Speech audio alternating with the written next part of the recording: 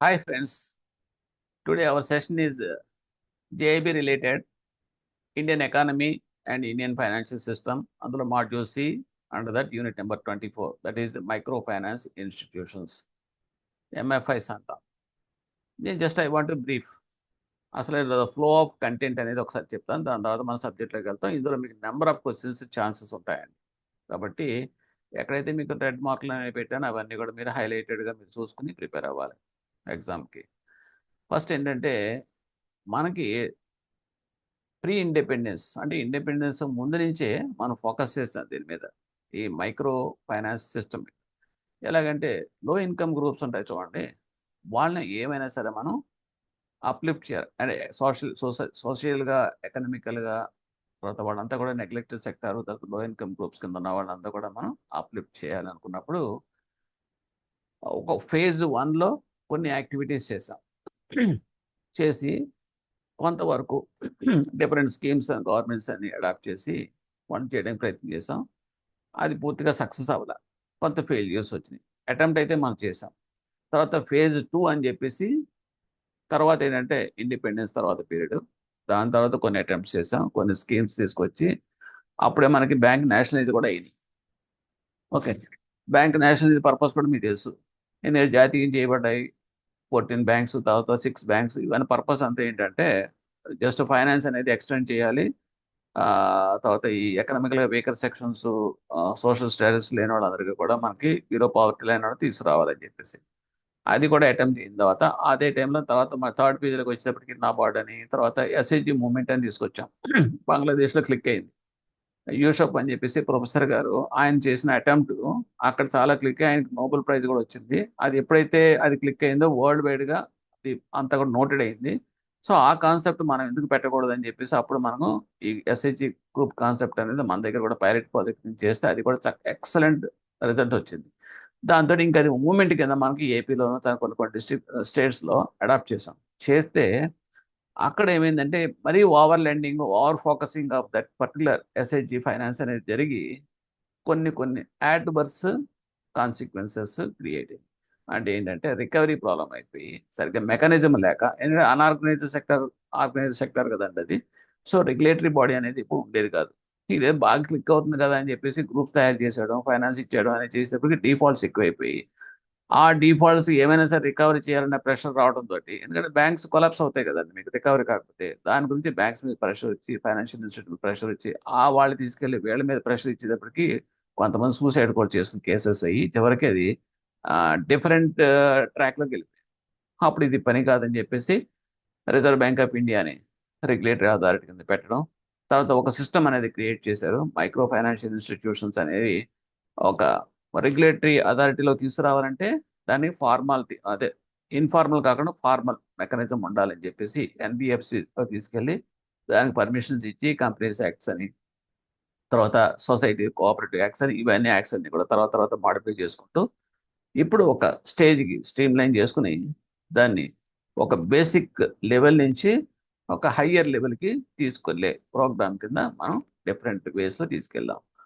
అదే కంటెంట్ ఇప్పుడు మొత్తం అంతా చెప్పుకుంటాం. అంటే ఫైనల్ అవుట్కమ్ ఏంటంటే ఎంటర్ప్రెన్యూర్గా తర్వాత వాళ్ళు చేయాలనే తలంపుతోటి, అంటే ఒక లోయర్ లెవెల్ ఆఫ్ యాక్టివిటీస్ నుంచి higher level income generation activities తీసుకెళ్లే పర్పస్ తోటి ఏమేమి మార్పులు చేర్పులు చేసామనేది entire content of this topic. Okay, let us start. So ఇంట్రడక్షన్కి వచ్చేటప్పటికి మైక్రో ఫైనాన్స్ అనేది form of financial assistance which provides small loans. Micro అంటే స్మాలే కదండి, small loans and other financial services to poor and low income households మనం చెప్పుకున్నది. First it is and simple ఇది economic tool. Micro finance అనేది economic tool. ఏ రకంగా అంటే poverty elevation, to come out of this poverty, bring house holds అందరినీ కూడా, low income house holds అందరినీ కూడా పావర్టీ లెవెల్ నుంచి బయటకు తీసుకురావడం, ఇంక్రీజ్ దేర్ ఇన్కమ్ లెవెల్స్ పెంచడం, ఆ రకంగా ఏంటంటే ఇంప్రూవ్ దేర్ ఓవరాల్ లివింగ్ స్టాండర్డ్స్ని పెంచడం. That is the ultimate motto of this micro finance system. Micro ఫైనాన్స్లో ఏముంటాయి, కన్సిస్ట్ ఆఫ్ 4. ఏవేంటంటే మైక్రో సేవింగ్స్, ఫస్ట్ సేవింగ్స్ అనేది హ్యాబిట్యుయేట్ చేయాలి.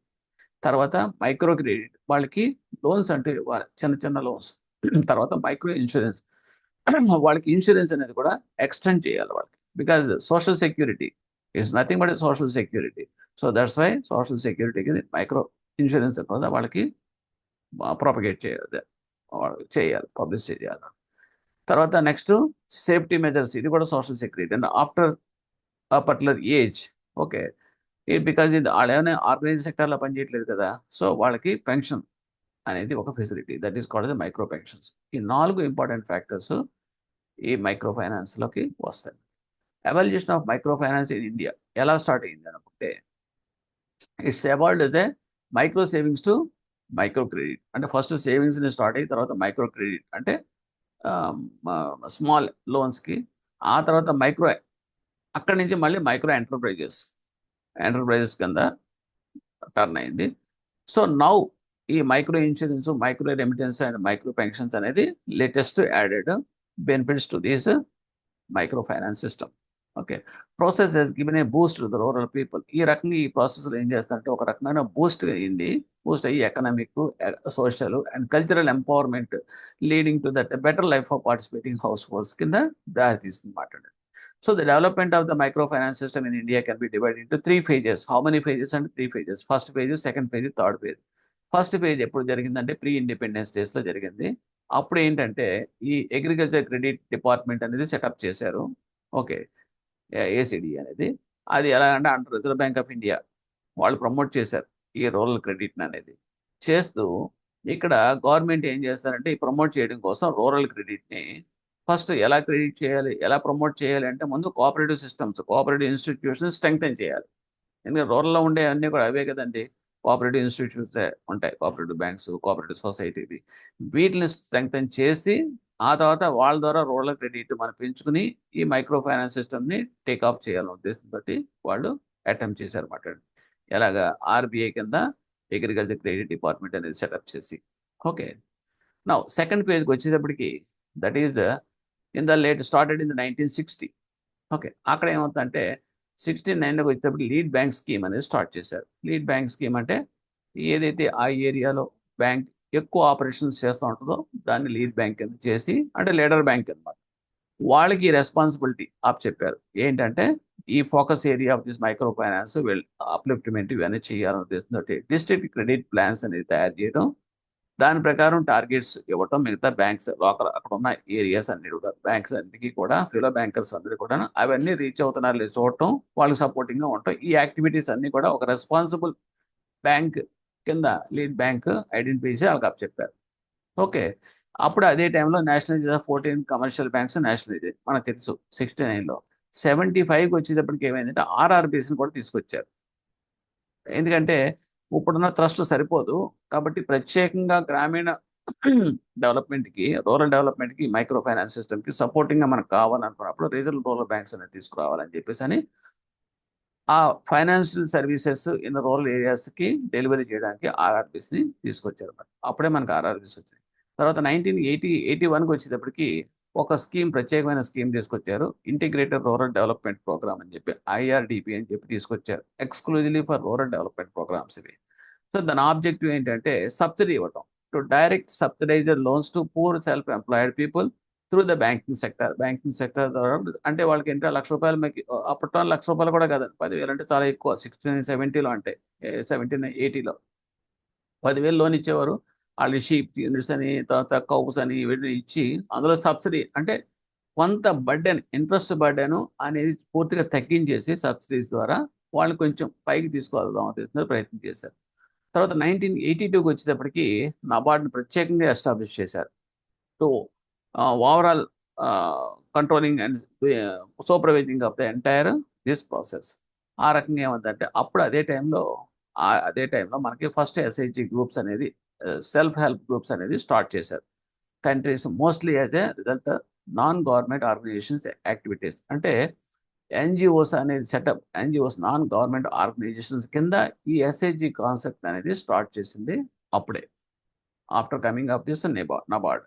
కమిన్స్మెంట్ of the modern micro finance movement అనేది స్టార్ట్ అయింది. అదే టైంలో Mysore settlement and development authority అంటాం, మైరడా, ఇది one of the pioneers of that concepts of SIG concept అనేది స్టార్ట్ చేసింది వాళ్ళే. అది ఎంత క్లిక్ అయిందంటే ఆల్మోస్ట్ ఇది ఏం చేస్తుందంటే ఎస్హెచ్జీస్ అన్నిటిని కూడా గ్రూప్స్ ఫామ్ చేసేసి ఓకే వాళ్ళని బ్యాంక్స్ లింక్ చేయడం. ఆ బ్యాంక్స్ ఏం చేస్తారంటే వాళ్ళకి ఫైనాన్స్ చేయడం. ఇందులో ఎస్హెచ్జీలో ఏం చేస్తారంటే ఆల్మోస్ట్ ఒక ఒక group of members come together as members of that common ప్లాట్ఫామ్కి వచ్చి వాళ్ళంతా కూడా గ్రూప్ కింద ఈ యాక్టివిటీ క్రెడిట్ మార్కెట్లోకి వచ్చి పూర్ పీపుల్ ఉంటారు అందులో. ఈ facilitating banking with that micro institution established and controlled by that poor people ఆ రకంగా చేయడం చేశారు. ఎస్హెచ్జీస్ were a step to that direction. ఆ ఎస్హెచ్జీస్ అనేది ఆ రకంగానే మనకి స్టార్ట్ అయింది. తర్వాత ఈ కరెంట్ మైక్రో ఫైనాన్స్ మూవ్మెంట్ అది ఓకే. థర్డ్ పేజ్కి వచ్చేటప్పటికి మోడర్న్ మైక్రో ఫైనాన్స్ మూవ్మెంట్. అది ఎప్పుడు వచ్చిందంటే 1992లో. ఆల్మోస్ట్ అప్పుడు ఏం చేశారు, నబార్డ్ కూడా ఆల్రెడీ లాంచ్ అయింది. అది ఆల్రెడీ స్టార్ట్ అయింది 82లో. అప్పుడు ఎస్హెచ్జి లింక్డ్ ప్రోగ్రామ్ అని చెప్పేసి తీసుకొచ్చారు. అది ఏం చేశారు, నబార్డే డిజైన్ చేసింది ఆ ప్రోగ్రామ్. దాని కింద కొన్ని గైడ్ లైన్స్ కూడా ఇష్యూ చేశారు. ఇష్యూ చేసి for financing of SHG members pilot project కింద వాళ్ళు almost 500 SHG groups across the country to over that banking system. Different ఏరియాస్లో మొత్తం 500 గ్రూప్స్ని ఒక పైలట్ ప్రాజెక్ట్ కింద తీసుకుని అటెంప్ట్ చేశారు. బ్యాంక్స్ ఏంటంటే అందరికీ కూడా ఎస్హెచ్జి ఫైనాన్స్ చేసింది 93లో. They continue to finance for even more than that SHG groups success. తర్వాత కూడా ఇంకా 500 కూడా దాటి కూడా వాళ్ళు ఫైనాన్స్ చేశారు. అది ఏమైందంటే మంచి క్లిక్ అయింది. So encouraged RBI to include the financing ఎస్హెచ్జీస్ as the mainstream activities of the banks under the priority sector lending. Priority sector lending అనేది 1996లో స్టార్ట్ చేశారు. అప్పుడు ఏం చేసిందంటే రిజర్వ్ బ్యాంక్ ఆఫ్ ఇండియా ఈ ఎస్హెచ్జి ఫైనాన్సింగ్ కూడా ఆ ప్రయారిటీ సెక్టార్లో కలిపింది. అందుకంటే మీరు ప్రయారిటీ సెక్టార్కి వెళ్ళేటప్పటికి ఎస్హెచ్జికి కంపల్సరీగా అందులో వీకర్ సెక్షన్స్ కేటగిరీలో ఎస్హెచ్జిస్ ఫైనాన్స్ కూడా వస్తుంది అన్నమాట అండి. సో అంత ఇంపార్టెన్స్ వచ్చింది అప్పుడు. However as the matter of that sector to certain ఇన్అడెక్విటీస్ and failures became apparent claiming Andhra Pradesh micro finance crisis. 2010లో ఒక క్రైసిస్ వచ్చింది ఆంధ్రప్రదేశ్లో. ఇది ఏంటంటే ఆంధ్రప్రదేశ్లో ఇది బాగా క్లిక్ అయ్యింది. క్లిక్ అయ్యి ఇంకెక్కడ దాకా వెళ్ళిపోయిందంటే ప్రతి బ్యాంకు కూడా ఇంకా crores of rupees SHG lending activity మీద లెండింగ్ చేయడం, ఫోకస్ చేయడం మొదలెట్టారు. దానివల్ల ఏమైందంటే కొంచెం క్రైసిస్ ఎలా వచ్చిందంటే రికవరీస్ డిఫాల్ట్స్ ఎక్కువైపోయినాయి. సో డిఫాల్ట్ దాని తర్వాత దాన్ని కంట్రోల్ చేయలేక, సూపర్వైజ్ చేయలేక ఇర్రెగ్యులారిటీస్ కొన్ని క్రియేట్ అయ్యి చివరికి ఏంటంటే ప్రెషర్ పెరిగిపోయి వాళ్ళ మీద రికవరీ ప్రెషర్, కొంతమంది సూసైడ్ చేసుకోవడం, అదేమో ఒక రకమైన ప్యానిక్ రిజల్ట్ కింద బయటకు వచ్చింది. అప్పుడు ఏమైందంటే this crisis was attributed to the irrational experience of the MIF. ఈ ఎంఐఎఫ్ అయితే అప్పుడు స్పందన అని చెప్పేసి కొన్ని మైక్రో ఫైనాన్షియల్ ఇన్స్టిట్యూషన్స్ స్టార్ట్ చేశారు. వాళ్ళు చేసింది ఏంటంటే రికవరీకి ఏంటంటే వెళ్ళిపోవడం, దూకుడుగా వాళ్ళ మీద ప్రెషర్ ఇచ్చి బెదిరింపులు ఇవన్నీ చేశారు. అది వాళ్ళకి ఒక ఎథిక్స్ అంటూ లేకుండా, ఒక ట్రైనింగ్ అంటూ లేకుండా, ఒక స్టాఫ్ని ఎంగేజ్ చేసుకుని వాళ్ళు అలా చేశారన్నమాట. రౌడీ మామూలు కింద వెళ్ళిపోవడం, దెబ్బలాడటం, వసూలు చేసుకోవడం అలా. సో అది ఒక బ్యాడ్ సినారియో కింద చెప్పొచ్చు మనకు జరిగిన ఇది ఆ టైంలో. సో ఈ ప్రాక్టీసెస్ ఇవన్నీ కూడా బ్యాడ్ నేమ్ తీసుకొచ్చింది. So over the last decade the landscape of the micro finance sector has changes significantly. కానీ దాని తర్వాత మాత్రం చాలా చేంజెస్ ద్వారా అది ఇప్పుడు స్ట్రీమ్లైన్ అయ్యి సిస్టమేటిక్గా అది ఒక ట్రాక్లోకి పడింది. అది ఎలా పడింది అనేది చూద్దాం. గ్రామీణ బ్యాంక్ మోడల్ అని స్టార్ట్ చేశారు. అది ఏంటంటే ఇది ప్రొఫెసర్ చెప్పాను కదని మొహమ్మద్ యూనస్ అని చెప్పేసి బంగ్లాదేశ్ అతను 1976లో అతను ఇంట్రడ్యూస్ ఈ what is that SHG concept అనేది అక్కడ క్లిక్ అయ్యి వాళ్ళే అంటే ఆ వాళ్ళే మెంబర్స్ కింద ఈ పూర్ పీపుల్ మెంబర్స్ కింద ఒక గ్రామీణ బ్యాంక్ స్థాపించారు ఆయన లీడర్షిప్లో 1983లో. అది in the village of Jofra in Bangladesh. Okay, ఇతనికి ఈ ప్రత్యేకంగా ఈ ప్రొఫెసర్ గారికి నోబెల్ ప్రైజ్ కూడా వచ్చింది 2006లో. వాళ్ళు ఎలా చేశారంటే వాళ్ళు లెండింగ్ చేసుకోవడం, ఆ లెండింగ్ చేసుకున్నది ప్రాంప్ట్ కట్టడం. ఎందుకు చేశారంటే అప్పుడు దాకా అది ఎలా జరిగిందంటే ఈ ప్రొఫెసర్ ఎక్స్పీరియన్స్ అయ్యాడు. ఒకసారి వెళ్ళి ఒక బ్యాంబూ మేకింగ్ ఒక అమ్మాయిని అడిగింది, ఏంటి ఎలా చేస్తున్నావు ఏంటి అనేటప్పటికి 22 US సెంట్స్ తోటి ఆవిడ రా మెటీరియల్ కొనుక్కుని అవన్నీ కూడా మేకింగ్ చేసి ఆర్టిజన్స్ కింద అవన్నీ అమ్మి అది ఎర్న్ చేసుకున్నది. కానీ ఆవిడ ఎక్స్ప్రెస్ చేసిందంటే because of this money lenders whatever we are earning most portion of that profit is going to that interest part. ఇవాళ 10 రూపాయలు వచ్చిందంటే 8 రూపాయలు ఇంట్రెస్ట్కే పోతుందండి.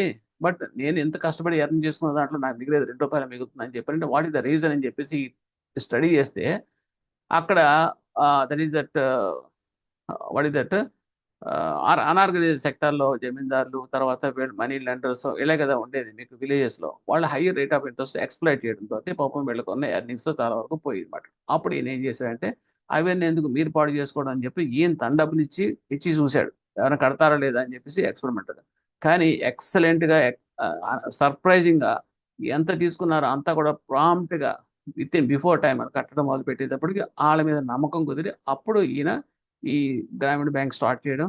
ఓకే, అక్కడ అది ఆల్మోస్ట్ 2600 బ్రాంచెస్ దాకా ఓపెన్ అయిపోయి 80,000 విలేజెస్ కవర్ అవుతూ now it is a big success in that Bangladesh. For the finally he got Nobel prize also for that. ఆ మోడల్ మనకి మిగతా కంట్రీస్ అన్నిటికీ వచ్చిందన్నమాట. సో ఇక్కడ డెలివరీ ఆఫ్ మైక్రో ఫైనాన్స్కి వచ్చేటప్పటికి రెండు ఉంటాయండి. ఒకటి, టూ బ్రాడ్ టైప్స్. అవేంటి అంటే, one is informal verse and formal verse. Micro finance అనేది రెండు సిస్టమ్స్ ద్వారా జరుగుతుంది. ఇన్ఫార్మల్ ఏంటి, ఫార్మల్ అంటే ఏంటి? ఫార్మల్ అంటే స్ట్రక్చర్డ్, అంటే బ్యాంకింగ్ సిస్టమ్. ఇన్ఫార్మల్ అనేటప్పటికి అన్స్ట్రక్చర్డ్. ఇప్పుడు ఊళ్ళో ఉన్నారు, అప్పులన్నీ రెండు చోట్ల పడతాయి. బ్యాంక్లో లోన్లు ఇస్తారు, ఊళ్ళో ఏడో మనీ లెండర్స్ కూడా అప్పులు ఇస్తారు. అది వేరు, ఇది వేరు. ఇక్కడ ఒక ప్రొసీజర్, ఒక అప్లికేషన్ సిస్టమేటిక్గా ఉంటుంది. సిస్టంలో ఎంటర్ చేస్తాం, బుక్స్లో రాస్తాం, దానికి ఇన్స్పెక్షన్ ఉంటుంది, ఆడిట్ ఉంటుంది, రికవరీ సిస్టమ్ ఉంటుంది, టర్మ్స్ అండ్ కండిషన్స్ ఉంటాయి, అన్ని పక్కాగా ఉంటాయి. బ్యాంక్ వాడు అలా ఉండదు. ఏదో దస్తావేజులు పెట్టేసుకుంటాడు, బ్లాక్ మెయిల్ చేస్తాడు, ఆ కాగితం మీద సంతకం పెట్టి ఈ కాగితం మీద సంతకం పెడతాడు, లోపల ఇంట్లో పెట్టుకుంటాడు. అది ఏం చేస్తున్నాడో ఎవరికి తెలియదు, ఎంత ఇంట్రెస్ట్ ఛార్జ్ చేస్తున్నాడో కూడా ఎవరికి తెలియదు. Okay, sometimes it may be of 10%, 20%, 30% interest also they are charging. అంటే 5 rupees interest, 6 rupees interest exploit చేయడం అన్నమాట. సో ఆ రకంగా ఉన్న స్ట్రక్చర్ మీకు చూపించాను ఇక్కడ. ఓకే, ఇది గ్రాఫ్ చూస్తే మీకు తెలుస్తుంది.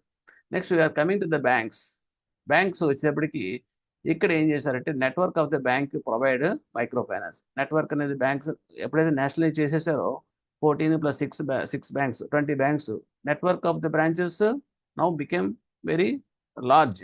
సో ఆ రకంగా ఏం చేశారంటే, cooperative banks and the regional rural banks also set up. ఆ టైంకి అవి కూడా చేసింది. సో ఎప్పుడైతే కమర్షియల్ బ్యాంక్స్ వచ్చేసి, private sector banks, public sector banks, ఇది కాకుండా rural banks, RRBs, cooperative banks ఇన్ని వచ్చిన తర్వాత నెట్వర్క్ ఎప్పుడైతే పెరిగిందో అప్పుడు ఎస్హెచ్జి అనేది చాలా ఈజీ అయిపోయింది.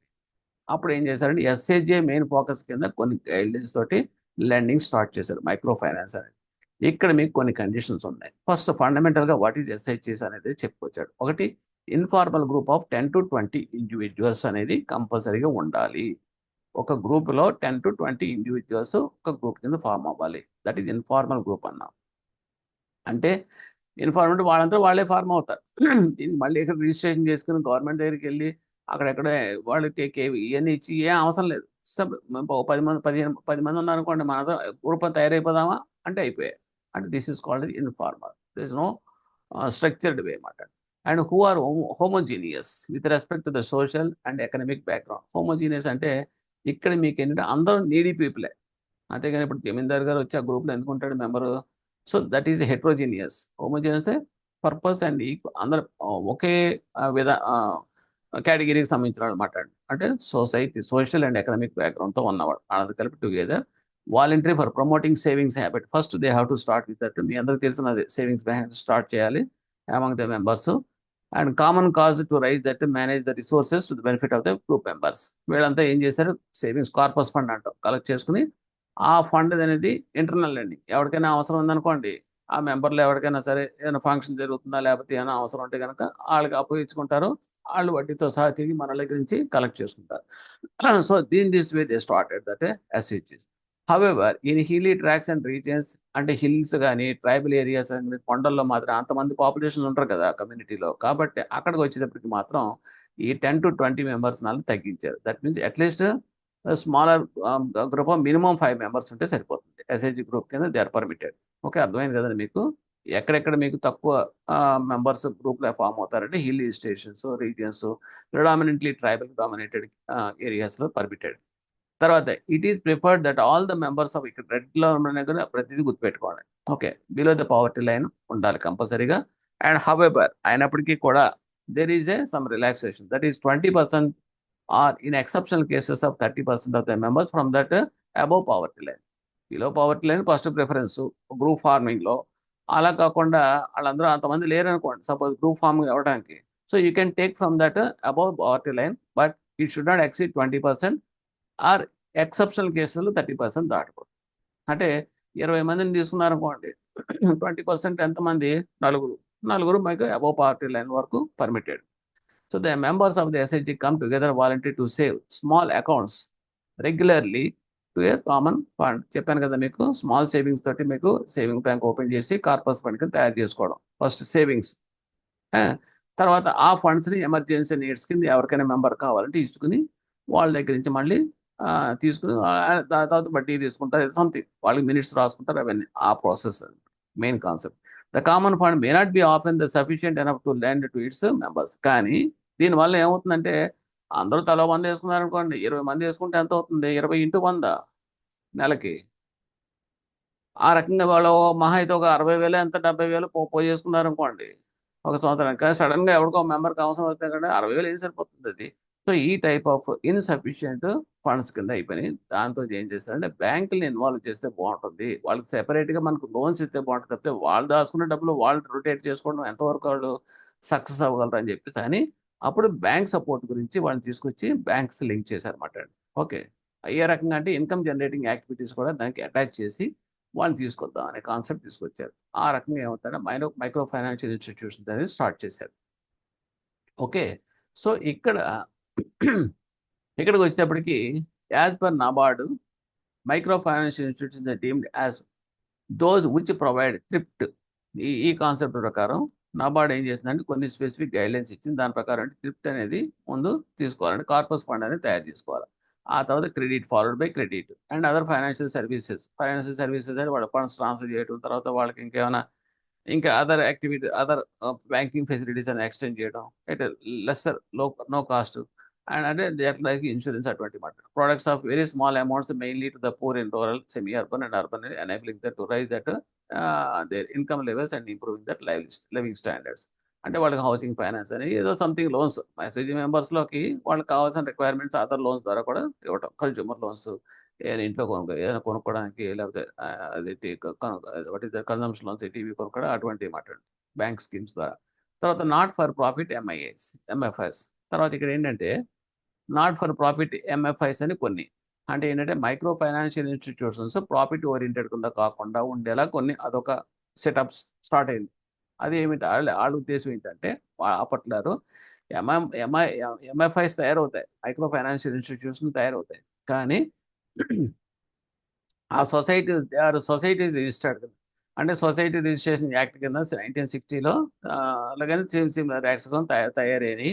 ఆ తర్వాత ఏమందంటే కొన్ని ఏమైనాయి అంటే they are also include some other, అవి ఏంటంటే ట్రస్ట్ల కింద కూడా ఫామ్ చేశారు. ట్రస్ట్ల కింద ఫామ్ చేశారంటే ఇండియన్ ట్రస్ట్ యాక్ట్ కింద వాలంటరీగా రావడం, ప్రాఫిట్ లేకుండా వాళ్ళు మైక్రో ఫైనాన్షియల్ ఇన్స్టిట్యూషన్కి వచ్చి ఆ ట్రస్ట్ ఫండ్ ఏదో కలెక్ట్ చేశారు అనుకోండి, ఒక 50 లక్షలు లేకపోతే 10 ఒక 1 కోటి రూపాయలు 2 కోట్లు, దాంతో గ్రూప్ మెంబర్స్కి లెండింగ్ చేయడం మాట్లాడి అలాగే.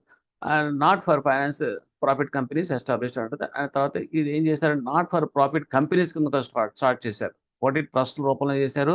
కంపెనీస్ కింద కంపెనీ అయినప్పటికీ మళ్ళీ అక్కడ లాభం ఉంటుందేమో అనుకోవచ్చు, లాభం లేని కంపెనీ అనమాట. That is called under companies act not for profit companies కింద కూడా స్టార్ట్ చేసి ఇందులో 3 రకాలుగా వాళ్ళు ఎస్టాబ్లిష్ చేశారు మైక్రో ఫైనాన్స్ ఇన్స్టిట్యూషన్స్. తర్వాత మ్యూచువల్ బెనిఫిట్ ఎంఎఫ్ఐస్ కొన్ని వచ్చినాయి. అందులో ఏంటంటే ఇందులో ఏముంటుంది, state and national cooperatives and mutual aided cooperative society setup under the mutual aided cooperative societies act which are enacted in the government of Andhra Pradesh in the year 1955. అంటే mutual అంటే ఇందులోకి స్టేట్ గవర్నమెంట్ ఇన్వాల్వ్మెంట్, ఆ తర్వాత cooperative సెక్టార్లో కొంతమంది support చేసి వీళ్ళకి ఈ రకంగా వాళ్ళని సొసైటీస్ కింద మ్యూచువల్ ఎయిడెడ్ కోఆపరేటివ్ సొసైటీస్ అని ఆ సెటప్లో స్టార్ట్ చేసి ఈ మైక్రో ఫైనాన్షియల్ ఇన్స్టిట్యూషన్స్ స్టార్ట్ చేశారు. అదొక కేటగిరీ.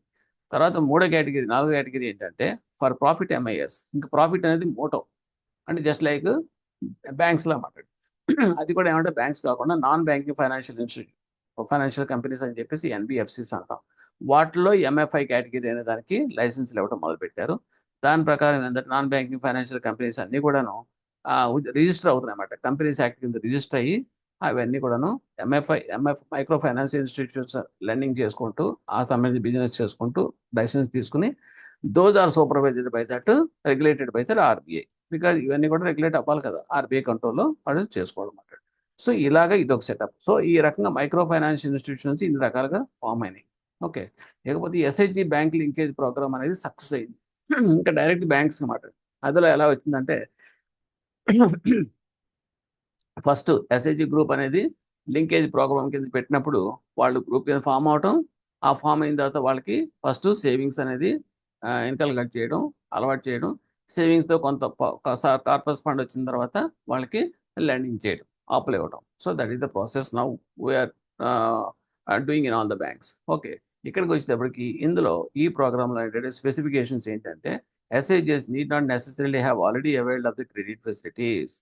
అంటే ఎస్ఐజెస్ అనేది ఆల్రెడీ అవైల్ చేసుకున్నా కూడా ఏం ప్రాబ్లం లేదు. దే కెన్ ఫార్మ్ అయితే group and they can get that this facility, linkage facility మాట. ఎందుకు అంటే ఫస్ట్ ఆఫ్ ఆల్ దీంట్లో మెయిన్ కాన్సెప్ట్ ఏంటంటే promoting the savings first habit అనేది చేయాలి. ఆ తర్వాత బ్యాంకులకు అలవాటు చేయాలి by opening of that savings bank account in that banks. ఆ తర్వాత వాళ్ళకి వాట్ దట్ ఈ ఓపెన్ చేసినప్పుడు కూడా వీళ్ళకి ఏంటంటే ఎస్హెచ్జి గ్రూప్ మెంబర్స్ అందరికీ కూడా కస్టమర్ డ్యూ డెలిజెన్స్ అనేది తీసుకోవాలి. ఎందుకంటే పక్కాగా బ్యాంకులోకి ఎంటర్ అవుతున్నారు కాబట్టి వాళ్ళు డ్యూ డెలిజెన్స్ తీసుకోవాలి. డ్యూ డెలిజెన్స్ అంటే కేవైసీ, వాళ్ళ యొక్క ఐడెంటిఫికేషన్. ఎందుకంటే వాళ్ళకి మరి బ్యాంక్ అటాచ్ అవుతున్నారు కదా, డైరెక్ట్గా రేపు క్రెడిట్కి ఇవ్వాల్సి వస్తుంది. వాళ్ళకి ఇవ్వాల్సి వచ్చినప్పుడు వాళ్ళ దగ్గర రికవర్ చేసుకోవాల్సిన బాధ్యత కూడా బ్యాంక్ మీద ఉంటుంది కాబట్టి ఇవన్నీ ఫుల్ఫిల్ అవ్వాలని చెప్పేసి సిడిడి పెట్టారు, customer due diligence of all the members of the SHG as mention that direction as in giver, ఇచ్చిన ప్రకారం. తర్వాత సిడిజి ఆఫ్ ద మెంబర్స్ అనేది అమెండ్ చేసి KYC, that is called KYC. So ఈ రకంగా చేసిన తర్వాత వాళ్ళకి లింకేజ్ ఫర్ బారోయింగ్, సేవింగ్స్ అయిపోయింది, సిడిడి అయిపోయింది, that means customer due diligence కూడా అయిపోయింది, కేవీసీ అనేది తీసేసుకున్నాం, ఆ కార్పస్ అనేది తయారైపోయింది, చేసుకుంటారు 6 months ఎంతో వాళ్ళు కార్పస్ సేవింగ్స్ అని అయిన తర్వాత then they are eligible for that borrowing. So that is called as linkage for borrowing as per the guidelines issued by the NABARD. దీనికి ఏంటంటే గైడ్లైన్స్ ఇష్యూ చేసింది నాబార్డ్, దాని ప్రకారం savings linked loans by banks. అది ఎంత అంటే లోన్స్ అప్ టు 1:1 to 1:4. అంటే ప్రతి 1000 రూపాయలకి 4000 అప్పు, సరే 1000 రూపాయలకి 1000 రూపాయలు, లేదా 1000 రూపాయల నుంచి 4000 దాకా, అంటే 100% అక్కడ నుంచి 400% అక్కడ దాకా లోన్స్ ఇచ్చే ఏర్పాటు చేశారు. However in the case of matured ఎస్ఐజిఎస్, మెచ్యూర్డ్ అంటే ఆల్రెడీ మెచ్యూర్డ్ ఎసెట్స్ అంటే వాళ్ళంతా బ్యాంక్తో సంబంధం లేకుండా వాళ్ళు ఇంటర్నల్ లెండింగ్ చేసుకుని వాళ్ళంతా కూడా యాక్టివిటీలు ఎప్పటి నుంచో ఉన్నారనుకోండి. సో వాళ్ళకి ఇంకా beyond the limit of 4 times, అదే ఈ ఒక లెవెల్కి వచ్చేసి సేవింగ్స్ అని చేసుకుని 4 times అయిపోయింది. 4 times అయిపోయిన తర్వాత ఇంకా వాళ్ళకి రిక్వైర్మెంట్ ఉంది, వాళ్ళ పొటెన్షియాలిటీ ఉందనుకోండి. So they can exceed the limit of 4 times. ఇక్కడ మనం 4 times దాకా ఇచ్చాం కదండి, 4 times దాటి కూడా మనం ఇచ్చేలాగా, సేవింగ్స్కి దాటి ఇచ్చేలాగా మనం డిస్క్రిప్షన్ ఇచ్చారు. ఎస్హెచ్జి అంటే లెండింగ్ క్రెడిట్ ఇచ్చేలాగమాట. So the loan would be in the name of the SHG ఉంటుంది, మనకు తెలియదే ఉంది. It is the SHG which is the responsible for repayment of the loan. అంటే ఎస్హెచ్జి ప్రెసిడెంట్, సెక్రటరీ ఉంటారు, members అందరూ ఉంటే ఇన్సిమ్ అగ్రిమెంట్ ఉంటుంది, మొత్తం అందరూ కలిపి జాయింట్ అగ్రిమెంట్ అనమాట. ఏ ఒక్కరు కట్టకపోతే మిగతా వాళ్ళతో కట్టాలి, వాళ్ళ రెస్పాన్సిబిలిటీ ఉంటుంది. It is nothing but A partnership లాంటిదే. సో ఇక్కడ ఏమవుతుంది, మీకు ఎస్హెచ్జి అనేది whole responsible for that loan, each member is responsible for that default of that loan. So loan may be granted by the SHG for various purposes to his members. ఆ members various purpose, ఒకళ్ళు ఆవులు పెంచుకోవడానికి కావాలంటే వాడుకుంటారు, ఒకళ్ళు ఏమో tailoring machine అంటే వాళ్ళు వాడుకుంటారు. అలాగే different activities will be clubbed in that same group. The bank doesn't decide the purposes for which the SHG group loans to its members. ఇనిషియల్గా ఏం చేస్తారంటే పర్పస్ ఏంటనేది మనకు డిసైడ్ చేయదు. ఓకే, ఓన్లీ వాళ్ళు నచ్చినట్టుగా వాళ్ళు ఖర్చు పెట్టుకుంటారు. ఇది the purpose can be emergency needs like illness in the అంటే ఇనిషియల్ స్టేజ్ మాట. ఇనిషియల్ స్టేజ్లో మనం ఏమి ఇస్తాము, లోన్ ఇచ్చేస్తాం, ఇచ్చిన తర్వాత ఇంటర్నల్ లెండింగ్ అని అంటాం. అంతే మీరు దేనికి ఖర్చు పెట్టుకుంటారు, యూనిట్ పెట్టారా లేదా బిజినెస్ చేస్తారా అనేది క్వశ్చన్ అడగడం. ఎందుకంటే వాళ్ళు ఇంటర్నల్ లెండింగ్ వాడుకుంటూ ఉంటారు, పే సేవింగ్స్ చేసుకుంటూ ఉంటారు, అప్ తీసుకుంటూ ఉంటారు, ఫస్ట్ ఇచ్చిన డోస్ వాళ్ళు ఉపయోగించుకుంటూ ఉంటారు. This is called cultivating of that habit of that banking. ఆ తర్వాత ఇందులో ఏమైందంటే defaulters by the new members, few members of that SIG groups అనేది ఉంటే కనుక should not ordinarily come to the way of financing SIG purse by banks provided the SIG is not in default. అక్కడ ఏంటంటే వాళ్ళు default అయినా పర్లేదు, members among the members వాళ్ళు అప్పులు ఇచ్చుకున్నారు, ఇచ్చుకున్నది ఏ మెంబర్ కట్టలేదు అనుకోండి గ్రూప్కి, అది బ్యాంక్కి సంబంధం లేదు. బ్యాంక్ ఇచ్చిన లోన్ మాత్రం ఎక్కొడితే మాత్రం ఏ మెంబర్ ఎక్కొట్టినా కూడా దాని మీద మొత్తం ఎస్ఐజి గ్రూప్ మీద మనం వెళ్ళే డిఫాల్ట్ రైట్ అనేది ఉంటుందన్నమాట. సో అది వేరియేషన్. ఓకేనండి. Next no loan related and ad hoc service charges up to 25,000 వరకు తీసుకున్న అప్పు ప్రయారిటీ సెక్టర్ కేటగిరీలో వచ్చే అన్నిటికీ కూడా గుర్తుపెట్టుకోండి, ఇన్స్పెక్షన్ ఛార్జెస్ ఉండవు, సర్వీస్ ఛార్జెస్ మనం తీసుకోకూడదు. It is priority sector norms అవి. అది ఈచ్ మెంబర్ కింద లెక్క, పెర్ మెంబర్ కింద లెక్క. ఓకే, గ్రూప్ కాదు, పెర్ మెంబర్ కింద లెక్క 25,000. వర్క్ ఇచ్చే లోన్ ఏదైనా సరే exempted from that service charges, inspection charges. తర్వాత నో కొలాటరల్, ఇది the condition. RBI NABARD guidelines ప్రకారం ఏం చేస్తారంటే ఎస్హెచ్జి గ్రూప్స్కి ఇచ్చే 3 lakhs వరకు లోన్ వరకు 3 lakhs is the limit. 3 lakhs వరకు ఇచ్చాడు ఇక్కడ, taken from that SH. Okay, తర్వాత వస్తుందండి సీలింగ్స్ అన్ని కూడా. నో కొలాటరల్ అనేది అంటే ఎడిషనల్ సెక్యూరిటీ అని ఎత్తిపేసం తీసుకోకూడదు, అది కూడా pre condition RBI and NABARD guidelines. తర్వాత ఈ ఎస్హెచ్జి గ్రూప్కి ఇచ్చే లెండింగ్ యాక్టివిటీ అంతా మన ప్రయారిటీ సెక్టార్లో చూపిస్తాం. Part of a priority sector lending మీద వస్తుంది. ఓకే, తర్వాత SHG bank borrowing linkage programme operates 3 models అండి. అవి ఏంటంటే మోడల్ 1, మోడల్ 2, మోడల్ 3. ఇది చాలా ఇంపార్టెంట్. హౌ మెనీ మోడల్స్ అంటే 3 మోడల్స్ చెప్పాలి. ఫస్ట్ మోడల్ అంటే NABARD bank and SHG group linkage programme. ఇది ఏం చేస్తారు, directly financed by the banks. So there is no NGO intervention. ఇక్కడ ఏమవుతుంది, నబార్డు, బ్యాంకు, ఎస్హెచ్జి ముగ్గురే ఉన్నారు. అంటే ఇక్కడ ఏమిస్తారు, బ్యాంక్ ఎస్హెచ్జికి ఇస్తుంది, బ్యాంక్కి నబార్డు ఇస్తుంది, రీఫైనాన్స్ చేస్తుంది. సో ఇక్కడ ముగ్గురే పాత్ర ఉంటారు. రెండో మోడల్లోకి వచ్చేటప్పుడు NABARD, bank, SHG with NGO as a facilitating agency. ఇక్కడ ఎన్జిఓ వస్తాం. అంటే పై దాంట్లో ఏమవుతుంది, ఎన్జిఓ సమస్య లేదు, వాళ్ళు అసలు ఇంటర్ఫియర్ అవ్వరు, ఆ పాత్రలోకి రారు. అంటే అప్పుడు ఏ రకంగా రారంటే, ఇప్పుడు ఎస్హెచ్జి గ్రూప్ ఉందనుకోండి, ఎస్హెచ్జి గ్రూప్కి ఆ బ్యాంకే ఐడెంటిఫై చేస్తుంది గ్రూప్. 10-15 మంది వచ్చి చేశారంటే 15 మంది మేనేజర్ డిసైడ్ చేస్తారు, yes you can form a group with your name అని చెప్పి. ఇక్కడ అలా కాదు. మోడల్ 2లో ఏమవుతుందంటే ఎన్జిఓస్ గ్రూప్ను ఫామ్ చేసి బ్యాంక్కి ఇంట్రడ్యూస్ చేస్తారు అన్నమాట. Under this model the NGOs will promote ఎస్హెచ్జీస్ and link them with banks. ఎస్హెచ్జీస్ formed by NGOs are also directly financed by banks. ఆ రకంగా ఎన్జిఓస్ తీసుకొచ్చిన గ్రూప్స్ కూడా బ్యాంక్ డైరెక్ట్గా ఫైనాన్స్ చేస్తారు. And this is the most popular model and ఇది majority of the ఎస్హెచ్జీస్ are financed by. ఇక్కడ ఇది ఎక్కడంటే తమిళనాడు బాగా క్లిక్ అయింది. ఇది ఎక్కడంటే అక్కడ ఏంటంటే మనం ఇక్కడ మన బ్యాంకు అనేది మనం ఐడెంటిఫై చేస్తాం, అక్కడ బ్యాంక్ అది ఎన్జిఓస్ ఐడెంటిఫై చేసి బ్యాంక్ ఇంట్రడ్యూస్ చేస్తారు. సో అది థర్డ్ మోడల్ ఏంటంటే NABARD, bank, NGO, SHG with NGO అయితే ఫైనాన్షియల్ ఇంటర్మీడియట్. ఇది ఇంకా వండర్. అంటే ఎన్జిఓనే ఒక ఫైనాన్షియల్ ఇంటర్మీడియట్. అంటే ఇప్పుడు సపోజ్ వాడి దట్ వాళ్ళే ఒక ఎంఎఫ్ఐ కంపెనీ కింద రిజిస్టర్ చేసుకుంటారు. ఓకే, ఇప్పుడు స్పందన అని కొన్ని ఉన్నాయి చూడండి, అవన్నీ అవే. ఓకే, మైక్రో ఫైనాన్స్ కంపెనీస్ మాట అండి. వాళ్ళు ఏం చేస్తారంటే ఫండ్స్ అనేది బ్యాంక్ నుంచి బల్క్లో తీసుకుంటారు. సపోజ్ ఐసిఐసిఐ బ్యాంకు లేదా ఎక్స్ బ్యాంక్ ఉంది. ఆ ఎక్స్ బ్యాంక్ ఏం చేస్తారంటే వీళ్ళకి 50 కోట్లు ఇచ్చేస్తున్నానండి, మీకు 14% రేట్ 12% రేట్ ఆఫ్ ఇంట్రెస్ట్ ఇవ్వండి మాకు సార్ అని చెప్పి ఇచ్చేస్తారు ఫండ్స్. అంటే ఇంటర్మీడియట్ అన్నమాట. అంటే మీకు ఎన్జిఓకి ఇచ్చేస్తారు, ఫైనాన్స్ చేస్తారు. ఈ ఎన్జిఓ ఏం చేస్తుందంటే గ్రూప్స్ ఫామ్ చేసి వాళ్ళకి లెండింగ్ చేస్తారు. ఓకేనండి. సో ఇక్కడ చేస్తుంది అన్నమాట. సో ఇక్కడ మీకు ఏముందా, లేదు అనుకుంటే ఇప్పుడు వీళ్ళు ఏం చేస్తారంటే అంతే, బ్యాంక్ అనేది ఎన్జిఓస్కు డబ్బులు ఇస్తుంది, ఎన్జిఓస్ అనేది ఎస్హెచ్జికి లెండింగ్ చేస్తారు. ఈ బ్యాంక్కి నాబార్డ్ నుంచి రీఫైనాన్స్ కూడా వస్తుంది. సో ఇది మాట్లాడు సెటప్. సో ఇక్కడ మీకు ఏమవుతుంది, డిస్బర్స్మెంట్స్ ఎక్కడి నుంచి జరుగుతుందంటే ఎన్జిఓస్ దగ్గర నుంచి జరుగుతుంది. ఇంకా రికవరీస్ అవన్నీ ఆడపడతారు. ఈ వచ్చిన టోటల్ అమౌంట్ కలెక్ట్ చేసిన దాంతో కూడా నీకు డైరెక్ట్గా బల్క్ కింద ఆ బ్యాంక్కి ఈ ఎన్జిఓ పే చేసేస్తారు అనమాట. ఇది కార్పొరేట్ అడ్వాన్సెస్ కింద ఉంటాయి. నెక్స్ట్ జాయింట్ లయబిలిటీ గ్రూప్స్ అంటే జేఎల్జీస్ అంటే ఏంటంటే ఎస్ఐజి గ్రూప్లో 15 మంది ఉన్నారు. 15 మందిలోనూ 10 మంది డల్గా మామూలుగా ఉంటారు. ఒక 5 మంచి అగ్రెసివ్గా, వాళ్ళు ఏది ఎంటర్ప్రెన్యూర్గా మంచి ఇంకా బ్రాడ్గా ఎదుగుతాము, మంచి బాగా ఫైనాన్షియల్గా ఎదుగుదాము, మంచి టాలెంట్ ఉంటుంది, స్కిల్ డెవలప్ చేసుకుంటారు. సో వాళ్ళు 15 మంది మధ్యలో కూర్చుంటే ఎలా కూర్చుంది, అవ్వదు కదా.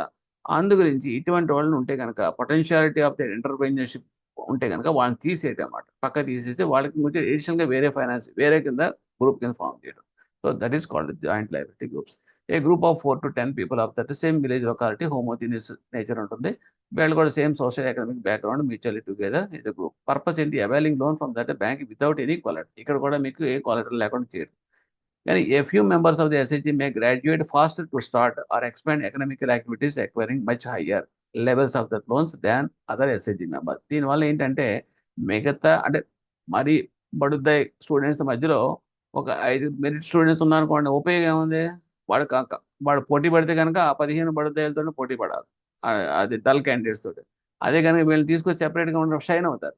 సో ఆ రకంగా వీళ్ళని తీసుకొచ్చి జాయింట్ లయబిలిటీస్ గ్రూప్స్ కింద ఫామ్ చేసి వాళ్ళకి కొంచెం హయ్యర్ అమౌంట్స్ ఇచ్చి వాళ్ళని సూపర్వైజ్ చేసుకోవడం. So that is the thing. So in such case may not take stand mutual guarantee joint liability groups అనేది same, nothing but higher level of ఎస్హెచ్జీస్ అనుకోవచ్చు దీన్ని.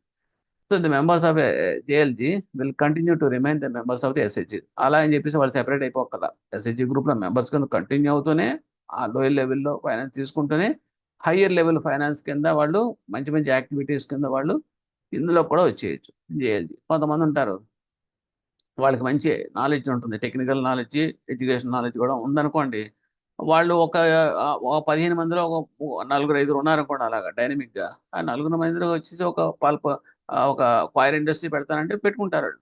ఒక జేఎల్జీ గ్రూప్ కింద ఉండి వాళ్ళు క్వైర్ ఇండస్ట్రీ పెట్టుకుంటారు. సో ఇక్కడ ఇది వీళ్ళకి ఎలాగ ఈ 15 మందితో పాటు ఉంటారు, అలాగే వాళ్ళు సెపరేట్గా వాళ్ళు ఎంటర్ప్రైజర్స్ కింద ఉంటారు అనమాట. So that is the purpose of the JLC forming that one. Next regulatory framework for micro finance ఇన్స్టిట్యూషన్కి వస్తే, ఓకే, ఇక్కడ మనకి మామూలే ఎప్పుడైతే మీకు మైక్రో ఫైనాన్షియల్ ఇన్స్టిట్యూషన్స్ వచ్చినాయో, సో ఏమైందంటే విపరీతంగా ఇచ్చేశారు. ఇంకేంటంటే ఆంధ్రప్రదేశ్ అయితే 2010లో ఇంకా వాళ్ళకి ఎంత ఇచ్చారంటే మొత్తం మొత్తం వాళ్ళ portfolio, banks portfolio, loan portfolio అంతా కూడా మైక్రో ఫైనాన్స్, ఎస్ఐజి గ్రూప్సే. అలా ఇచ్చేటప్పటికి ఏమైందంటే ఇక్కడ మీకు ఓకే కంట్రోలింగ్ అనేది లేకుండా పోయింది. ఈ ఎంఎఫ్ఐస్ ఉన్నాయి కదా, మైక్రో ఫైనాన్స్ ఇన్స్టిట్యూషన్ ఎక్స్ప్లైట్ చేశారు. ఇందులో ప్రతి వాడిని కూడా గ్రూప్ ఫామ్ చేసుకొని తీసుకొచ్చి పెట్టాడు. ఇందులో ఒక మిస్యూజ్, మాల్ ప్రాక్టీస్ కూడా జరిగింది. ఒకే 2-3 గ్రూప్స్లో మెంబర్స్ అనేది కామన్గా ఉండిపోవడం జరిగింది. ఎవడు చూసుకుంటాడు అంతమంది? 100 గ్రూపులు ఉంటాయి, 100 గ్రూప్లో ఒక గ్రూప్లో ఉన్నాడు, ఇంకో గ్రూప్లో కూడా ఉన్నారు. సో ఇలా మిస్యూజ్ అయిపోయి ఓకే అవన్నీ కూడా డెట్ క్రైసిస్లోకి వెళ్ళిపోయి గ్రూప్స్ అన్నీ కూడాను తర్వాత రికవరీస్ అనేది తగ్గిపోయాయి, డిఫాల్టర్స్ పెరిగిపోయారు. దాని మీద ప్రెషర్స్ వచ్చి తర్వాత దాని రికవరీ మెకానిజంకి వచ్చింది. మళ్ళీ ఈ ఎంఎఫ్ఐ మీద నెత్తి మీద పడింది, మీరే రికవర్ చేయాలి, మీరే పట్టుకొచ్చారు కదా అని చెప్పి. వీళ్ళు ఏం చేశారంటే రోడ్డు మీద వెళ్ళే రౌడీ యాదవ్ అందరిని పెట్టుకొచ్చి వాళ్ళ రికవరీ దాన్ని పెట్టేటప్పటికి వాళ్ళు ప్రెషరైజ్ చేసి వాళ్ళ చుట్టూ టార్చర్ చేసేటప్పటికి కొంతమంది సూసైడ్ చేసి చచ్చిపోయారు. సో దాంతో బ్యాడ్ నేమ్ వచ్చేసింది. అప్పుడు కమిటీని వేశారన్నమాట. ఇది ఎలా కాదు, దీనికి సెపరేట్గా క్లీన్గా ఇష్యూస్ అనేవి సార్ట్ అవుట్ చేయాలంటే ఒక పద్ధతితో కమిటీ వేసి ఏం చేస్తే బాగుంటుందంటే అప్పుడు చైర్మన్ వైహెచ్ మాలిగాం ఇతనితో ఏం చేశాడంటే కమిటీ స్టడీ చేసి కొన్ని సిఫార్సులు చేశాడు. అదేంటంటే creation of the separate category of NBFC. దీనికి non banking financial company category అనేది సెపరేట్గా తయారు చేయాలి మైక్రో ఫైనాన్స్ సెక్టార్కి అని చెప్పేసి ఎన్బిఎఫ్సిసి ఎంఎఫ్ఐ అని చెప్పేసి స్టార్ట్ చేశారు. ఎందుకు స్టార్ట్ చేశారు? ఇది స్టార్ట్ చేసిన రోజున రిజర్వ్ బ్యాంక్ ఆఫ్ ఇండియా కంట్రోల్లోకి వెళ్ళిపోతుంది. వాళ్ళ లైసెన్స్లు ఇవ్వాలి, వాళ్ళు రెగ్యులేట్ చేస్తారు. బ్యాంక్స్ని ఎలా చేస్తుందో రిజర్వ్ బ్యాంక్ ఆఫ్ ఇండియా, అలాగే వాళ్ళని కూడా reserve bank of India control చేస్తుంది. సో చెక్ అంటూ ఉంటుంది, ఆడిట్ అంటూ ఉంటుంది. దానివల్ల సిస్టమ్ అనేది బాగుంటుంది. తర్వాత criteria for defining micro finance loans classified as qualifying assets. ఈ మైక్రో ఫైనాన్స్ లోన్స్ అనేది నేమ్ అంతా మార్చి పడేసి దాన్ని ఏం చేశారంటే క్వాలిఫైయింగ్ అసెట్స్ కింద మార్చారు. తర్వాత ప్రుడెన్షియల్ నామ్స్ తీసుకొచ్చారు. ప్రుడెన్షియల్ నామ్స్ అంటే ఎన్పిఏ నామ్స్ దీన్ని కూడా వర్తిస్తాయి. సబ్ స్టాండర్డ్ కేటగిరీ ప్రొవిజన్స్ అన్ని కూడా పెట్టేశారు. ఎందుకంటే ఇందులో బ్యాడ్ అయినాయి అనుకోండి బ్యాంక్స్ దివాళా తీసేస్తాయి. దాని గురించి వీళ్ళు కూడా ఎన్పిఏ నామ్స్ పెట్టి ప్రొవిజన్స్ పెట్టి రైట్ ఆఫ్లో ఏమీ మామూలు మిగతా లోన్స్కి ఎలా అయితే వర్తిస్తాయి ఇవి కూడా అవి. తర్వాత prescriptions related to the pricing of the credit in terms of margin. అలాగే క్రెడిట్ ఇచ్చేటప్పుడు వీళ్ళు కూడా మార్జిన్ ఉండాలి, క్యాపిటల్ ఉండాలి, okay, and interest rate ceilings కూడా ఉండాలి ఇండివిజువల్ లోన్స్కి అని చెప్పి పెట్టారన్నమాట. అంటే ఓన్ ఫండ్స్ మార్జిన్స్ ఏమైనా ఉండాలి. ట్రాన్స్పరెన్సీ ఇన్ ఇంట్రెస్ట్ రేట్స్, అలా ఇంట్రెస్ట్ రేట్స్లో కూడా టర్మ్స్ అండ్ కండిషన్స్ ప్రకారం ట్రాన్స్పరెన్సీ కూడా ఉండాలి. అలాగే డ్యూరేషన్ బట్టి లోన్ బట్టి దానికి రిస్క్ ప్రీమియం అనేది మళ్ళీ బ్యాంకులకి ఏదైతే తీసుకుంటుందో నార్మల్ లోన్స్కి అన్నీ కూడా వీటికి కూడా వర్తిస్తాయి అనేది తీసుకొచ్చారు. ఇకపోతే ఇందులో ఏమైనా గ్రెవెన్సెస్ ఏమైనా ఉంటే కనుక, ఏమైనా ప్రాబ్లమ్స్ ఏమైనా ఉంటే కనుక గ్రెవెన్స్ మెకానిజమ్స్ ఎలా కూడా దీనికి పెట్టాలని చెప్పేసి దాన్ని కూడా సిస్టమ్ కూడా తీసుకొచ్చారు. కంప్లైంట్స్ ఏమైనా ఉంటే రిటర్స్ చేశారు. ఇవన్నీ తీసుకొచ్చి రికమెండేషన్ చేశారన్నమాట. So reserve bank of India ఏం చేసిన రెగ్యులేటరీ ఫ్రేమ్వర్క్ కింద తను నిలబడింది 2022లో. అప్పుడు కొన్ని గైడ్లైన్స్ ఇచ్చింది. గైడ్లైన్స్ ఇచ్చి కొన్ని సెక్షన్స్ అన్ని కూడాను ద్వారా వాడికి పవర్స్ వచ్చినాయి మాట. ఇవన్నీ సెక్షన్స్ గుర్తుపెట్టుకోండి. Next definition of that micro finance loans అని ఇక్కడ తీసుకొచ్చారు గైడ్లైన్స్. అసలు మైక్రో ఫైనాన్స్ లోన్స్ అంటే డెఫినేషన్ చేయండి స్టార్ట్ చేశారు. First it is a collateral free loan. ప్రతి ఎస్హెచ్జి మైక్రో ఫైనాన్స్ లోన్ కూడా కొలాటరల్ ఫ్రీ, అంటే ఎడిషనల్ సెక్యూరిటీ అనేది తీసుకోకూడదు. House holds having annual income up to 3 lakhs, 3 లక్షల వరకు యాన్యువల్ ఇన్కమ్ ఉండే వాళ్ళు ఎవరి దగ్గర నుంచి అయినా సరే కొలాటరల్ ఫ్రీ ఉండాలి, కొలాటరల్ సెక్యూరిటీ అని తీసుకోకూడదు. సో ఇక income of household income of 3 lakhs అనేది ఇంపార్టెంట్ పాయింట్ ఇక్కడ. తర్వాత for this purpose the household shall mean, household అంటే ఏమిటి అది కూడా డిఫైన్ చేశారు ఇందులో. ఏంటి అంటే కనుక family is a unit, individual family అనేది యూనిట్. అంటే యూనిట్లో ఎవరు వస్తారంటే వైఫ్, హస్బెండ్, తర్వాత అన్మ్యారీడ్ చిల్డ్రన్. మ్యారీడ్ చిల్డ్రన్ రారు ఇది. తర్వాత all collateral free loans irrespective of and use and mode of applications processing disbursements అవన్నీ కూడా provided to the low income household. ఏ లోన్స్ ఇచ్చినా కూడా అవన్నీ కూడా లో ఇన్కమ్ గ్రూప్స్ మాత్రమే ఇవ్వాలి. To ensure collateral free nature of the micro finance loans, the loan shall not be linked with the lean on the deposit of the accounts of borrower. ఒకవేళ కనుక borrowers కనుక పాపం వాళ్ళు savings కొద్ది కూడా డిపాజిట్లు వేసుకున్నారు అనుకోండి, ఓకే, ఆడ ఎస్హెచ్జి లోన్ తీసుకున్నా మాత్రం దీన్ని దాన్ని లింక్ చేసేయడానికి లేదు, అంటే లీన్ మార్క్ చేయడానికి లేదు. దాని దారిదే అంటే ఇప్పుడు ఆ డిపాజిట్ మీకు దాచుకోవచ్చు, క్లోజ్ చేసుకోండి. అబ్బాయి లేదు నీకు అప్పు ఉంది కదా, నువ్వు కట్టలేదు కదా, ఇది నేను ఆపేస్తానని చెప్పి అనడానికి లేదు. క్లియర్ గైడ్లైన్స్ ఇచ్చారు. ఎట్టి పరిస్థితుల్లో పర్సనల్ డిపాజిట్స్ కానీ ఎట్టి పరిస్థితుల్లో దానికి లింక్ చేయడానికి లేదు ఎస్హెచ్జి అప్పుకి. Okay, the regulated other entities అంటే banks shall have a board approved policy to provide the flexibility of the repayment period of that microfinance loans as per the borrower requirement. అలాగే ప్రతి bank కూడా వాళ్ళ loan పాలసీలో ఈ SIG lending సంబంధించిన కొన్ని guidelines కంపల్సరీగా పెట్టుకోవాలి. ఫ్లెక్సిబిలిటీ ఉండాలి, రీపేమెంట్ పీరియడ్ ఏంటి, తర్వాత లోన్స్ వాళ్ళకి ఇచ్చే లోన్స్ మైక్రో ఫైనాన్స్ లోన్స్ క్లియర్గా ఉండాలి పాలసీలో అని చెప్పి కూడా పెట్టారు. తర్వాత అసెస్మెంట్ ఆఫ్ ద హౌసింగ్ ఇన్కమ్కి వచ్చినప్పటికీ, హౌస్ హోల్డ్ ఇన్కమ్కి వచ్చేటప్పటికి ఈ రెగ్యులేటరీ ఎంటిటీస్ ఉంటాయి చూడండి, shall put in place a board approved policy for assessment of the household income. Household income ఎంత ఉండాలనేది బోర్డులోనే రిజర్వ్ చేసి అది పాలసీలో పెట్టుకోవాలి. Self regulatory organisations and other association agency may also develop a common platform based on that enacted methodology. Adopt ఇవన్నీ okay. Each RE అంటే regulatory entity shall mandatorily submit information regarding the household income to the information credit information companies CICs. అలాగే credit information CIC అనేటప్పటికీ వాళ్ళకి అంటే మనకు సిబిల్ ఎలాగో అలాగే సిఐసికి ఈ ఈ ఈ రెగ్యులేటరీ అంటే బ్యాంక్స్ మ్యాండేటరీగా సబ్మిట్ చేయాలి. And house hold income of the borrowers అనేది చెప్పాలన్నమాట అండి, కంపల్సరీ చేశారు అది. తర్వాత the reasons for any divergence between already reported house hold income and assessed house hold income. ఒకవేళ యాక్చువల్ హౌస్ హోల్డ్ ఇన్కమ్కి అసెస్ చేసుకున్న estimate చేసిన house hold ఇన్కమ్కి ఏమైనా కనుక వేరియేషన్స్ ఉన్నాయనుకోండి, పాడాలు వచ్చినాయనుకోండి, ఓకే, అక్కడ మీకు కంపల్సరీగా అవన్నీ కూడా మీకు దట్ మీన్స్ సిఐసిలో అప్డేట్ చేయాలి ఎప్పుడు. తర్వాత limit loan repayment obligation of that household. ఇక్కడ household loan repayment obligations ఎలా ఉంటాయంటే each RE shall have a board approval policy regarding the limit on the outflows on account. అంటే repayment మాట అండి, సింపుల్గా చెప్పాలంటే రీపేమెంట్ అండి. Repayment అంటే ఇది ఎంత ఫిక్స్ చేయాలి, ఎంత ఈఎంఐ ఎంత ఫిక్స్ చేయాలి అంటే చాలా సింపుల్గా చెప్పేస్తాను మీకు. వాళ్ళకి వచ్చే టోటల్ ఇన్కంలో 50% దాటుకోదు రీపేమెంట్. సపోజ్ ఒక 10,000 వస్తుంది అనుకోండి ఇన్కమ్, ఓకే, మంత్లీ ఇన్కమ్ కాకపోతే ఏదైనా కావచ్చు, అందులో 50% అంటే 5,000 దాటి 80% కాకూడదు. ఇకపోతే ఇంకో కండిషన్ ఏంటంటే ఒకవేళ కనుక 2-3 లోన్స్ ఉన్నాయనుకోండి వాళ్ళకి, అంటే 2-3 లోన్స్ అని కలిపినప్పుడు కూడా ఇట్ షుడ్ నాట్ క్రాస్ 50%. చాలా చాలా ఇంపార్టెంట్ ఇది. అంటే ఏంటంటే జస్ట్ నాకు it is net take home pay 50% ఉండాలి. అది ఫైనల్ కన్క్లూజన్. నార్మల్గా ఇది 40%, but here it is 50%. Okay.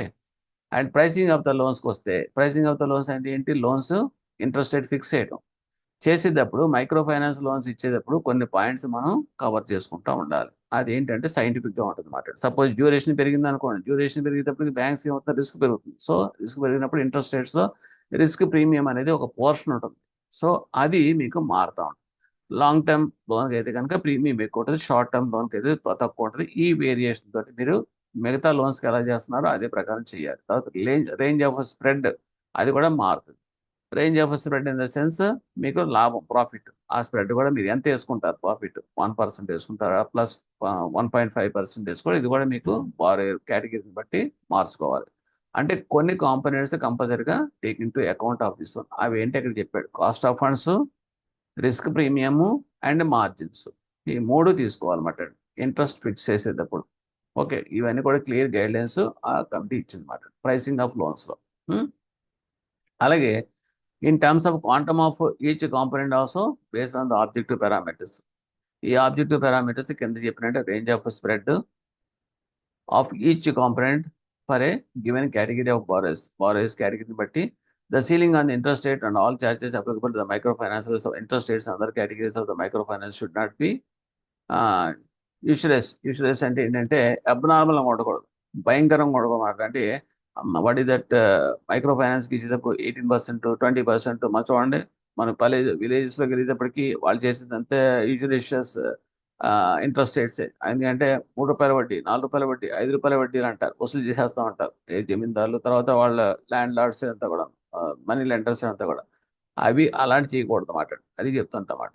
Okay. And they shall be subject to supervisory scrutiny, కంపల్సరీగా Reserve bank of India scrutiny అయితే ఉండాలి. Each RE shall disclose pricing related information to the prospective borrower in standardise simplified fact sheet. అలాగే వాళ్ళకి interest charge చేసేటప్పుడు sanction ticket ఇచ్చాను, sanction టికెట్లో interest rate suppose 12% అనుకోండి, base rate ఎంత, spread ఎంత, తర్వాత రిస్క్ ప్రీమియం ఎంత, అంతా కూడా బ్రేకప్తో సహా ఇవ్వాలి. ఫ్యాక్ట్ షీట్లు చెప్పాలి అది. The fact sheet shall also be provided for other loans, collateral loans extended to the borrower from low level income. అలాగే లో ఇన్కమ్ హౌస్ హోల్డ్స్ కూడా వేరే అదర్ లోన్స్ ఇచ్చేటప్పుడు కూడా కొలాటరలైజ్డ్ లోన్స్ కూడా అది కంపల్సరీగా ఉండాలి. They shall be no prepayment penalty and micro finance. ఒకవేళ మైక్రో ఫైనాన్స్ లోన్స్ అయినా కనుక ముందుగానే కట్టేశారనుకోండి, పెనాల్టీస్ 80% ఛార్జ్ చేయకూడదు.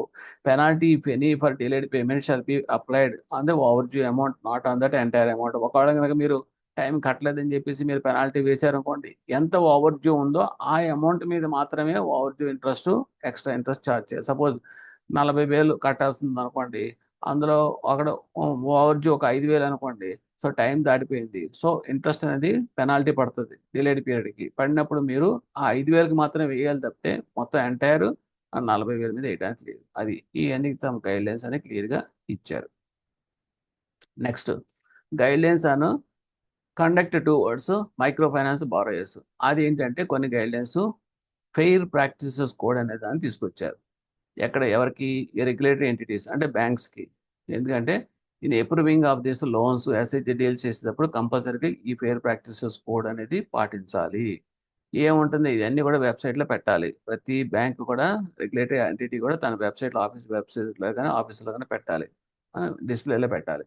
ఏంటి క్వాలిఫైయింగ్ అసెట్స్ క్రైటీరియా అంటే ఏంటంటే, under the latest guidelines of RBI the definition of the qualifying assets అంటే ఏంటంటే, NBFC MIF is aligned with the definition of the micro finance loans. Minimum requirement 75% of the total assets. అంటే ఇక్కడ qualifying assets అనేటప్పటికి minimum requirement ఎంత ఉండాలంటే, వాళ్ళ యొక్క total అసెట్స్లో 75% ఉండాలి. టోటల్ అసెట్స్ మినిమం రిక్వైర్మెంట్ అంటే ఈ SHG లెండింగ్ వాటికి ఇవ్వడం అన్నమాట గైడ్లైన్స్.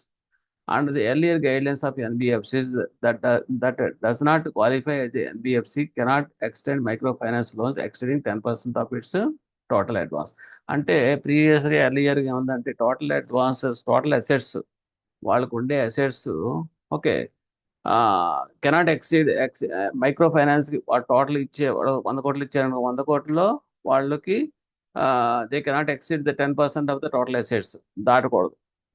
ఓకే. అంటే అసెట్స్ అనేటప్పటికి దానికి వాళ్ళకు ఉండే నెట్వర్త్ మాట అండి 10% దాటకూడదు అని చెప్పేసి ఉండేది. అది ఇప్పుడు ఏం చేశారంటే 25%కి పెంచారు అది. Okay.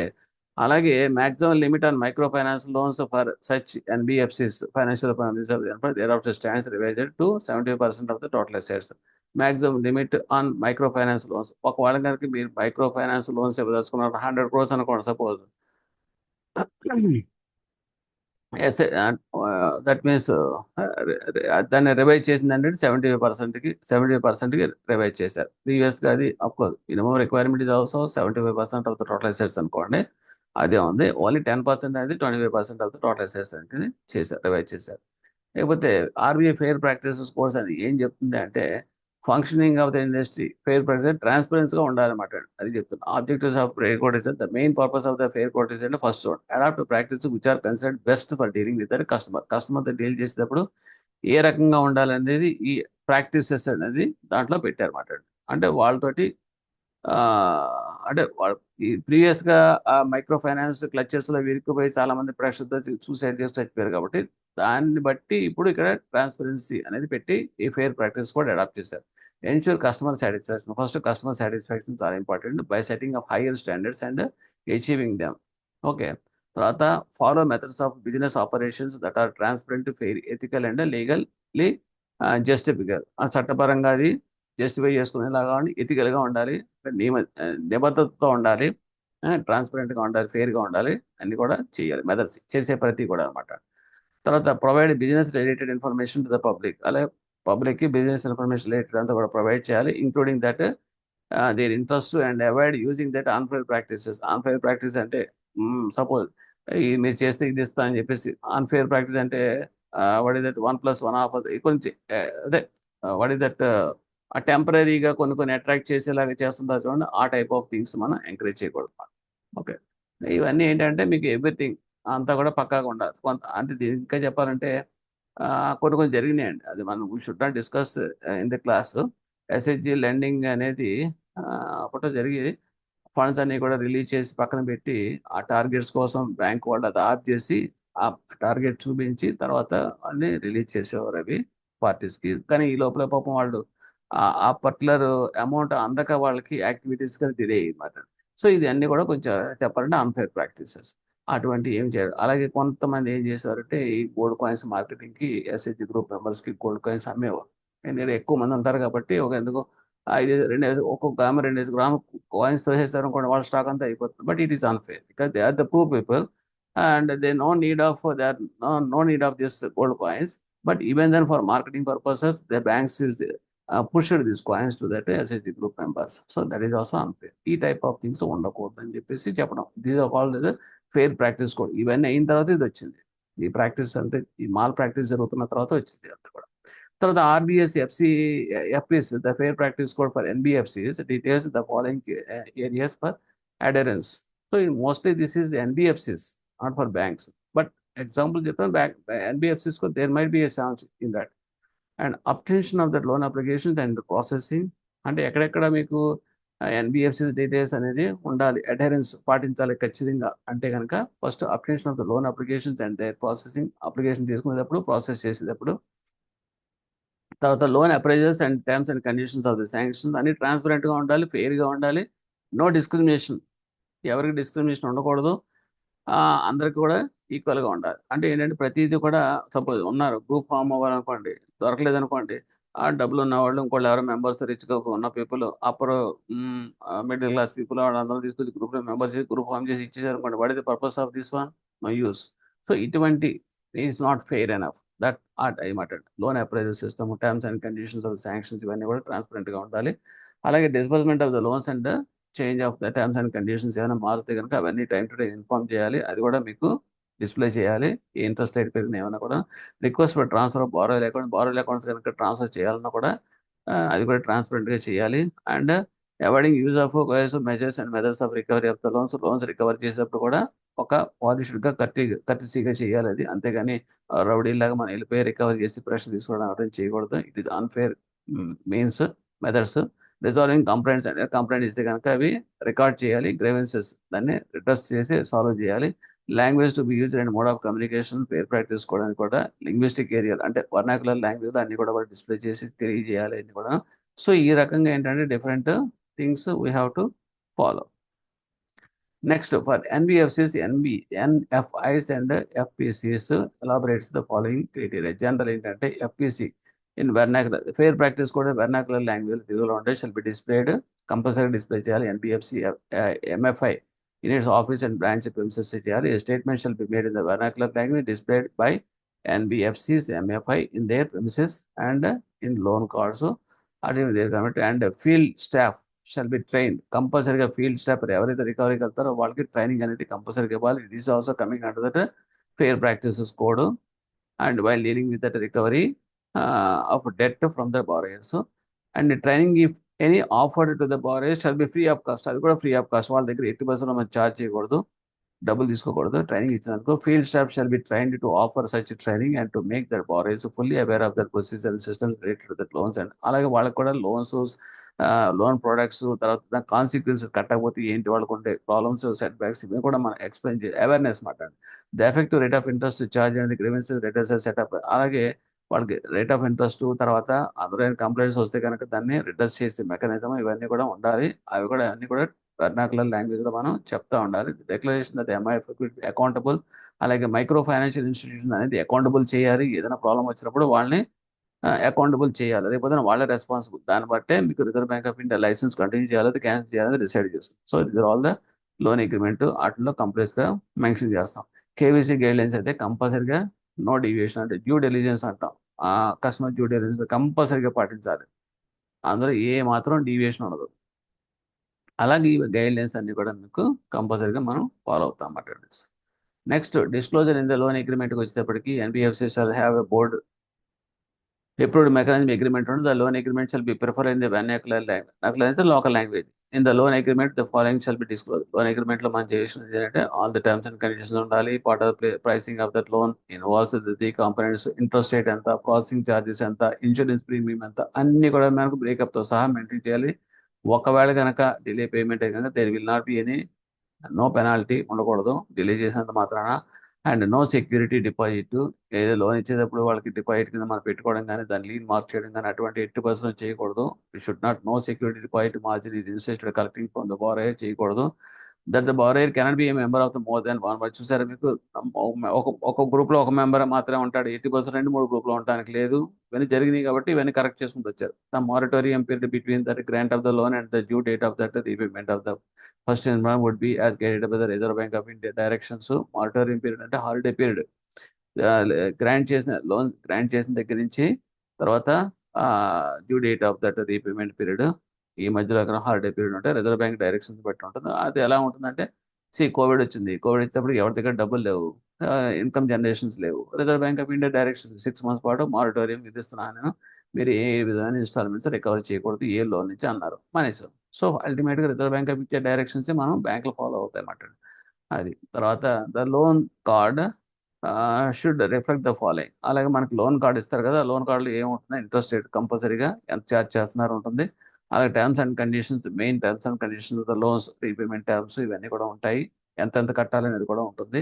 Information which adequately identify the borrower and acknowledgement of the all details అని ఉంటాయి. ఇన్స్టాల్మెంట్స్ రిసీవర్ దగ్గర నుంచి బారోయర్ ఐడెంటిఫికేషన్ పేర్లతో సహా ఉంటాయి. The loan card should prominently mention the grievances redressal setup in the MIF and also the name and contact numbers. అందులో కంపల్సరీగా ఎవరు కంప్లైంట్ చేయొచ్చు, వాళ్ళ కాంటాక్ట్ నెంబర్స్ అన్నీ కూడా ఉంటాయి. Okay, that is nodal officer ఉంటాడు, జనరల్ మేనేజర్, కస్టమర్ సర్వీస్ ఎవరు ఉంటాడు అతను. సో వాళ్ళ కాంటాక్ట్ నెంబర్తో సహా మనం లోన్ లోన్ కార్డులో ఇస్తాం. అంటే రేపు పొద్దున ప్రాబ్లమ్ వస్తే కనుక వాళ్ళు డైరెక్ట్గా they can approach that by through letter or anything. And non credit products చెప్పి with full consent of the borrowers. ఒకవేళ కనుక వాళ్ళకి వేరే ప్రోడక్ట్స్ ఏమైనా మనం అమ్ముదాం అనుకుంటే కనుక ఇంకోటి తీసుకోండి, ఈ ప్రోడక్ట్ తీసుకోండి, లేదంటే ఇన్సూరెన్స్ ప్రోడక్ట్ తీసుకోండి అని చెప్పి మనం అమ్ముతున్నాం, క్రాస్ సెల్లింగ్ చేస్తున్నాం కదండి. చేసినప్పుడు మన ఇష్టారాజ్యంగా చేయడానికి లేదు. వాళ్ళ కన్సెంట్ ఉండి వాడు యాక్సెప్ట్ చేస్తేనే మనం ఆ ప్రోడక్ట్ వాడికి అమ్మాలి. ఫోర్స్డ్గా మనం ఇవ్వడానికి లేదు. ఇందా చెప్పాను చూడండి, ఏంటిది గోల్డ్ కాయిన్స్ ఉన్నాయి, ఇష్టపడితే తీసుకోవచ్చు, అంతేగాని గోల్డ్ కాయిన్స్ తగిలించేసి అందరికీ అంటగట్టేయడం మనం చేయకూడదు. Because of for marketing efforts మనం should not make use them as a client base. అది తర్వాత నాన్ coherent మెథడ్స్ ఆఫ్ రికవరీకి వస్తే as prescribed the RBI directions of NBFC finance recovery should be normally made only to the central designated place. Recovery అనేది ఒక పద్ధతి ప్రకారం ఒక central designated ప్లేస్లోనే చేయాలి.